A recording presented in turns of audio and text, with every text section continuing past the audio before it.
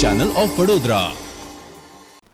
કેનેડામાં ભારતીય પરિવાર દ્વારા સ્થાપિત કરવામાં આવેલા ગણેશજીનું 5મા દિવસે વિસર્જન કરવામાં આવ્યું હતું. કેનેડામાં સ્થાયી થયેલા ભારતીય રવિ પટેલ સહિત સંકેત ચૌહાણ તથા અંશુ પટેલ, પિન્ટુ રાજપુરોહિત દ્વારા શ્રીજીનું સ્થાપન કરીને ગણેશ ઉત્સવની ઉજવણી કરવામાં આવી હતી.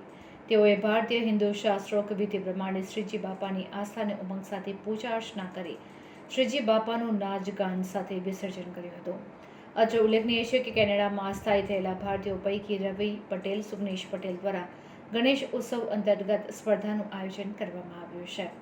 ત્યારે આ સ્પર્ધામાં ઇનામોના સ્પોન્સર રવિ પટેલ સહિત કેનેડામાં રહેતા સંકેત ચૌહાણ, મનસુ પટેલ તથા પિન્ટુ રાજપુરોહિત દ્વારા પણ તેમના ઘરે શ્રીજીની સ્થાપના કરાઈ હતી, જેનું વાજતે ગાજતે યુવાનો દ્વારા વિસર્જન કરવામાં આવ્યું હતું.